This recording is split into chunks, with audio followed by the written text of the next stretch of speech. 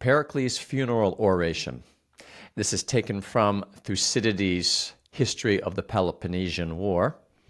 You probably know that Pericles was the great Athenian leader in its golden age. We think he was born around 495 BC. He died in 429 BC. The Peloponnesian War took place from 431 BC to 404. So it went on. Most of it was after he had died. This very famous funeral oration was given near the beginning of the war, probably in 431 BC, in honor of the Athenians who had died near the beginning. So from the great historian Thucydides, Pericles' Funeral Oration. In the same winter, the Athenians, following their annual custom, gave a public funeral for those who had been the first to die in the war. These funerals are held in the following way. 2 days before the ceremony, the bones of the fallen are brought and put in a tent which has been erected, and people make whatever offerings they wish to their own dead. Then there is a funeral procession in which coffins of cypress wood are carried on wagons. There is one coffin for each tribe, which contains the bones of members of that tribe. One empty bier is decorated and carried in the procession. This is for the missing, whose bodies could not be recovered. Everyone who wishes to, both citizens and foreigners, can join in the procession, and the women who are related to the dead are there to make their laments at the tomb. The bones are laid in the public burial place, which is in the most beautiful quarter outside the city walls. Here the Athenians always bury those who have fallen in war. The only exception is those who died at Marathon, who, because their achievement was considered absolutely outstanding, were buried on the battlefield itself. When the bones have been laid in the earth, a man chosen by the city for his intellectual gifts and for his general reputation makes an appropriate speech in praise of the dead, and after the speech all depart. This is the procedure at these burials, and all through the war, when the time came to do so, the Athenians followed this ancient custom. Now with the burial of those who were the first to fall in the war, Pericles, the son of Xanthippus, was chosen to make the speech. When the moment arrived, he came forward from the tomb, and standing on a high platform, so that he might be heard by as many people as possible in the crowd, he spoke as follows. Many of those who have spoken here in the past have praised the institution of this speech at the close of our ceremony. It seemed to them a mark of honor to our soldiers who have fallen in war that this speech should be made over them. I do not agree. These men have shown themselves valiant in action, and it would be enough, I think, for their glories to be proclaimed in action, as you have just seen it done at this funeral organized by the state. Our belief in the courage and manliness of so many should not be hazarded on the goodness or badness of one man's speech. Then it is easy to speak with a proper sense of balance, when a man's listeners find it difficult to believe in the truth of what one is saying. The man who knows the facts and loves the dead may well think that an oration tells less than what he knows and what he would like to hear. Others who do not know so much may feel envy for the dead and think the orator overpraises them when he speaks of exploits that are beyond their own capacities. Praise of other people is tolerable only up to a certain point, the point where one still believes that one could do oneself some of the things one is hearing about. Once you get beyond this point, you will find people becoming jealous and incredulous. However, the fact is that this institution was set up and approved by our forefathers, and it is my duty to follow the tradition and do my best to meet the wishes and the expectations of every one of you. I shall begin by speaking about our ancestors, since it is only right and proper on such an occasion to pay them the honor of recalling what they did. In this land of ours, there have always been the same people living from generation to generation up till now, and they, by their courage and their virtues, have handed on to us a free country. They certainly deserve our praise. Even more so do our fathers deserve it. For to the inheritance they had received, they added all the empire we have now, and it was not without blood and toil that they handed it down to us of the present generation. And then we ourselves, assembled here today, who are mostly in the prime of life, have, in most directions, added to the power of our empire, and have organized our state in such a way that it is perfectly well able to look after itself, both in peace and in war. I have no wish to make a long speech on subjects familiar to you all, so I shall say nothing about the warlike deeds by which we acquired our power, or the battles in which we or our fathers gallantly resisted our enemies, Greek or foreign. What I want to do is, in the first place, to discuss the spirit in which we faced our trials, and also our constitution and the way of life which has made us great. After that, I shall speak in praise of the dead, believing that this kind of speech is not inappropriate to the present occasion, and that this whole assembly of citizens and foreigners may listen to it with advantage. Let me say that our system of government does not copy the institutions of our neighbors. It is more the case of our being a model to others than of our imitating anyone else. Our Constitution is called a democracy because power is in the hands not of a minority, but of the whole people. When it is a question of settling private disputes, everyone is equal before the law. When it is a question of putting one person before another in positions of public responsibility, what counts is not membership of a particular class, but the actual ability which the man possesses. No one, so long as he has it in him to be of service to the state, is kept in political obscurity because of poverty. And just as our political life is free and open, so is our day-to-day life in our relations with each other. We do not get into a state with our next-door neighbor if he enjoys himself in his own way, nor do we give him the kind of black looks which, though they do no real harm, still do hurt people's feelings. We are free and tolerant in our private lives, but in public affairs we keep to the law. This is because it commands our deep respect. We give our obedience to those whom we put in positions of authority, and we obey the laws themselves, especially those which are for the protection of the oppressed, and those unwritten laws which it is an acknowledged shame to break. And here's another point. When our work is over, we are in a position to enjoy all kinds of recreation for our spirits. There are various kinds of contests and sacrifices regularly throughout the year.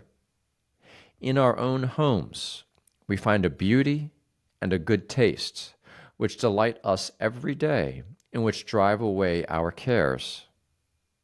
Then the greatness of our city brings it about that all the good things from all over the world flow in to us, so that to us it seems just as natural to enjoy foreign goods as our own local products.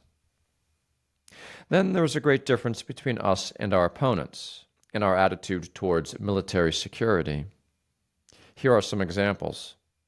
Our city is open to the world, and we have no periodical deportations in order to prevent people observing or finding out secrets which might be of military advantage to the enemy. This is because we rely not on secret weapons, but on our own real courage and loyalty.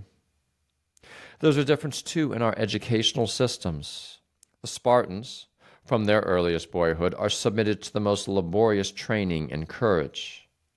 We pass our lives without all these restrictions, and yet are just as ready to face the same dangers as they are. Here is a proof of this. When the Spartans invade our lands, they do not come by themselves, but bring all their allies with them. Whereas we, when we launch an attack abroad, do the job by ourselves, and though fighting on foreign soil, do not often fail to defeat opponents who are fighting for their own hearths and homes. As a matter of fact, none of our enemies has ever yet been confronted with our total strength, because we have to divide our attention between our navy and the many missions on which our troops are sent on land. Yet if our enemies engage a detachment of our forces and defeat it, they give themselves credit for having thrown back our entire enemy. Or if they lose, they claim that they were beaten by us in full strength. There are certain advantages, I think, in our way of meeting danger voluntarily, with an easy mind, instead of with a laborious training, with natural rather than with state-induced courage. We do not have to spend our time practicing to meet sufferings which are still in the future, and when they are actually upon us, we show ourselves just as brave as these others who are always in strict training. This is one point in which I think our city deserves to be admired. There are also others. Our love of what is beautiful does not lead to extravagance. Our love of the things of the mind does not make us soft. We regard wealth as something to be properly used, rather than as something to boast about. As for poverty, no one need be ashamed to admit it. The real shame is in not taking practical measures to escape from it. Here each individual is interested not only in his own affairs, but in the affairs of the state as well. Even those who are mostly occupied with their own business are extremely well informed on general politics. This is a peculiarity of ours. We do not say that a man who takes no interest in politics is a man who minds his own business.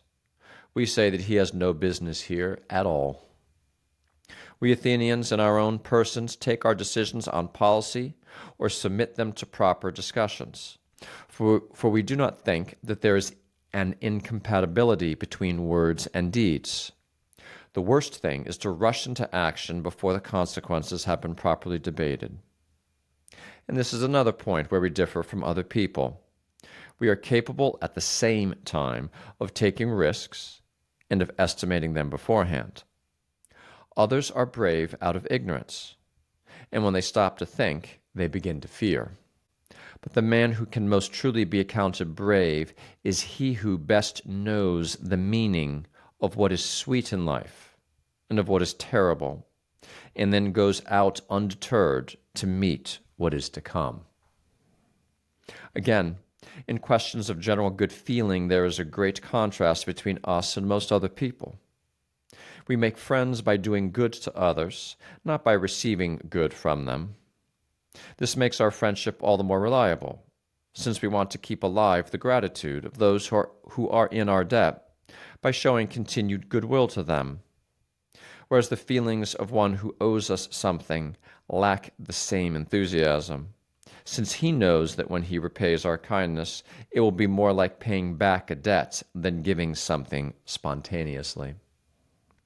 We are unique in this. When we do kindnesses to others, we do not do them out of any calculations of profit or loss. We do them without afterthought, relying on our free liberality. Taking everything together, then, I declare that our city is an education to Greece. I declare that, in my opinion, each single one of our citizens, in all the manifold aspects of life, is able to show himself the rightful lord and owner of his own person, and do this, moreover, with exceptional grace and exceptional versatility. And to show that this is no empty boasting for the present occasion, but real tangible fact, you have only to consider the power which our city possesses and which has been won by those very qualities which I have mentioned. Athens, alone of the states we know, comes to her testing time in a greatness that surpasses what was imagined of her. In her case, and in her case alone, no invading enemy is ashamed at being defeated, and no subject can complain of being governed by people unfit for their responsibilities. Mighty indeed are the marks and monuments of our empire which we have left. Future ages will wonder at us, as the present age wonders at us now. We do not need the praises of a Homer, or of anyone else whose words may delight us for the moment, but whose estimation of facts will fall short of what is really true. For our adventurous spirit has forced an entry into every sea, into every land, and everywhere we have left behind us everlasting memorials of good done to our friends or suffering inflicted on our enemies. This, then, is the kind of city for which these men, who could not bear the thought of losing her, nobly fought and nobly died. It is only natural that every one of us who survives them should be willing to undergo hardships in her service. And it was for this reason that I have spoken at such length about our city, because I wanted to make it clear that for us there is more at stake than there is for others who lack our advantages. Also, I wanted my words of praise for the dead to be set in the bright light of evidence. And now the most important of these words has been spoken. I have sung the praises of our city. But it was the courage and gallantry of these men and of people like them which made her splendid. Nor would you find it true in the case of many of the Greeks, as it is true of them, that no words can do more than justice to their deeds. To me it seems that the consummation which has overtaken these men shows us the meaning of manliness in its first revelation and in its final proof. Some of them, no doubt, had their faults, but what we ought to remember first is their gallant conduct against the enemy in defense of their native land. They have blotted out evil with good and done more service to the commonwealth than they ever did harm in their private lives. No one of these men weakened because he wanted to go on enjoying his wealth. No one put off the awful day in the hope that he might live to escape his poverty and grow rich. More to be desired than such things, they chose to check the enemy's pride. This to them was a risk most glorious, and they accepted it, willing to strike down the enemy and relinquish everything else. As for success or failure, they left that in the doubtful hands of hope. And when the reality of battle was before their faces, they put their trust in their own selves. In the fighting, they thought it more honorable to stand their ground and suffer death than to give in and save their lives. So they fled from the reproaches of men, abiding with life and limb the brunt of battle. And in a small amount of time, the climax of their lives, a culmination of glory, not of fear, were swept away from us. So and such they were, these men, worthy of their city. We who remain behind may hope to be spared their fate, but must resolve to keep the same daring spirit against the foe. It is not simply a question of estimating the advantages in theory. I could tell you a long story, and you know it as well as I do, about what is to be gained by beating the enemy back. What I would prefer is that you should fix your eyes every day on the greatness of Athens as she really is, and should fall in love with her. When you realize her greatness, then reflect that what made her great was men with a spirit of adventure, men who knew their duty, men who were ashamed to fall below a certain standard. If they ever failed in an enterprise, they made up their minds that at any rate the city should not find their courage lacking to her, and they gave to her the best contribution that they could. They gave her their lives, to her and to all of us. And for their own selves they won praises that never grow old, the most splendid of sepulchres, not the sepulchre in which their bodies are laid, but where their glory remains eternal in men's minds, always there on the right occasion to stir others to speech or to action. For famous men have the whole earth as their memorial. It is not only the inscriptions on their graves in their own country that mark them out. No, in foreign lands also, not in any visible form, but in people's hearts, their memory abides and grows. It is for you to try to be like them. Make up your minds that happiness depends on being free, and freedom depends on being courageous. Let there be no relaxation in face of the perils of the war. The people who have most excuse for despising death are not the wretched and unfortunate, who have no hope of doing well for themselves, but those who run the risk of a complete reversal in their lives, and who would feel the difference most intensely if things went wrong for them. Any intelligent man would find a humiliation caused by his own slackness more painful to bear than death, when death comes to him unperceived, in battle, and in the confidence of his patriotism. For these reasons I shall not commiserate with those parents of the dead who are present here. Instead, I shall try to comfort them. They are well aware that they have grown up in a world where there are many changes and chances. But this is good fortune, for men to end their lives with honor, as these have done, and for you honorably to lament them. Their life was set to a measure where death and happiness went hand in hand. I know that it is difficult to convince you of this. When you see other people happy, you will often be reminded of what used to make you happy too. One does not feel sad at not having some good thing which is outside one's experience. Real grief is felt at the loss of something which one is used to. All the same, those of you who are of the right age must bear up and take comfort in the thought of having more children. In your own homes, these new children will prevent you from brooding over those who are no more.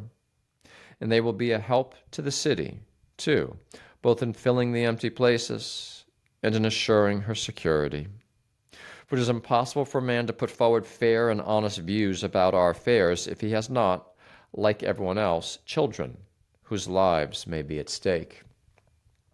As for those of you who are now too old to have children, I would ask you to count as gain the greater part of your life in which you have been happy, and remember that what remains is not long, and let your hearts be lifted up at the thought of the fair fame of the dead.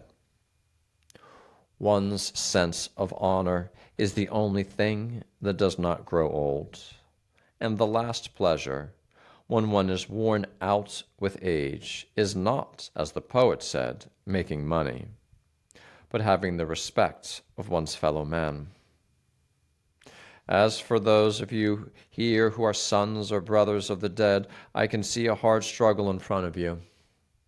Everyone always speaks well of the dead, and even if you rise to the greatest heights of heroism, it will be a hard thing for you to get the reputation of having come near, let alone equaled, their standard. When one is alive, one is always liable to the jealousy of one's competitors. But when one is out of the way, the honor one receives is sincere and unchallenged. Perhaps I should say a word or two on the duties of women to those among you who are now widowed. I can say all I have to say in a short word of advice. Your great glory is not to be inferior to what God has made you, and the greatest glory of a woman is to be least talked about by men, whether they are praising you or criticizing you. I have now, as the law demanded, said what I had to say. For the time being, our offerings to the dead have been made, and for the future their children will be supported at the public expense by the city until they come of age. This is the crown and prize which she offers, both to the dead and to their children, for the ordeals which they have faced. Where the rewards of valor are the greatest, there you will find also the best and bravest spirits among the people. And now, when you have mourned for your dear ones, you must depart. Pericles Funeral Oration, as reported by Thucydides in History of the Peloponnesian War.